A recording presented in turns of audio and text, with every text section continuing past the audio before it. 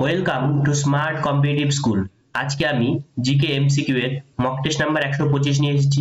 এর আগের পর্বগুলোতে আমি 1 থেকে 124 পর্যন্ত মক টেস্টগুলোকে কমপ্লিট করেছি। তোমরা যদি ভিডিওগুলিকে দেখে না থাকো তাহলে আমার প্লেলিস্ট থেকে সেই সমস্ত ভিডিওগুলিকে দেখে নেবে। তাহলে চলো আজকে যে নতুন প্রশ্নগুলো রয়েছে সেগুলো নিয়ে আলোচনা করা যাক। প্রথম প্রশ্ন কি বলেছে, যে নর্মদা বাঁচাও আন্দোলন কত সালে হয়েছিল? Option A 1952, option B 1965, option C 1985, option D 1992। তাহলে নর্মদা বাঁচাও আন্দোলন হয়েছিল 1985 খ্রিস্টাব্দে। এই নর্মদা বাঁচাও আন্দোলনের সাথে কে যুক্ত ছিলেন তার নাম তোমরা কমেন্ট বক্সে কমেন্ট করে জানাবে। কাম্বালা ফেস্টিভ্যাল কোন রাজ্যে পালন করা হয়? Option A Tamil Nadu, option B Kerala, option C Andhra Pradesh, option D Karnataka. তাহলে কাম্বালা ফেস্টিভ্যাল কোন রাজ্যে পালন করা হচ্ছে? সেটা হচ্ছে কর্ণাটক রাজ্যে। ন্যাশনাল টেকনোলজি ডে কবে পালন করা হয়? অপশন এ 11ই মার্চ, অপশন বি 21শে মার্চ, অপশন সি 18ই সেপ্টেম্বর, অপশন ডি 11ই মে। তাহলে ন্যাশনাল টেকনোলজি ডে পালন করা হয় 11ই মে। ভারতবর্ষের প্রথম ব্যাঘ্র প্রকল্প চালু হয় কত সালে?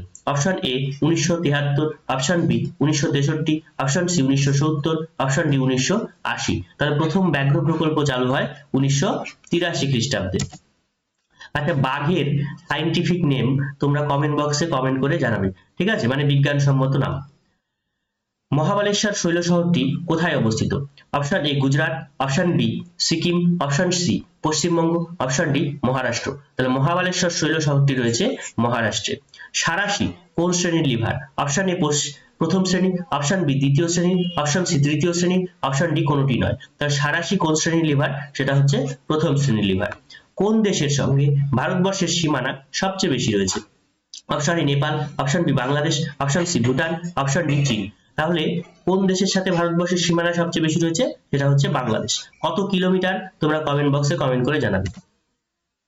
কল্যাণাই বাঁধ কোন নদীর উপরে অবস্থিত? Option A Kaveri, option B Tapi, option C Indravati, option D Barakar. Kalyanai বাঁধ কোন নদীর তীরে অবস্থিত, উপরে অবস্থিত? সেটা হচ্ছে কাবেরী নদীর তীরে। আচ্ছা, মা শারদার জন্মস্থান কোথায় অবস্থিত? এটা সেই জেলার নাম লিখবে, ঠিক আছে। মা শারদার জন্মস্থান কোথায় অবস্থিত? এটা তোমাদের হোমওয়ার্ক দেওয়া হলো, তোমরা কমেন্ট বক্সে কমেন্ট করে জানাবে ডিটেলস, ঠিক আছে। ভারতের প্রাক্তন অধিনায়ক মহেন্দ্র সিং ধোনি কোন রাজ্যের বাসিন্দা? Option A Paschimbanga, option B Orissa, option C Jharkhand, option D Bihar. তাই ভারতবর্ষের প্রাক্তন অধিনায়ক মহেন্দ্র সিং ধোনি উনি হচ্ছেন ঝাড়খণ্ডের বাসিন্দা, ঠিক আছে। তোমরা 10 এর মধ্যে কে কত পেলে অবশ্যই কমেন্ট বক্সে কমেন্ট করে জানাবে।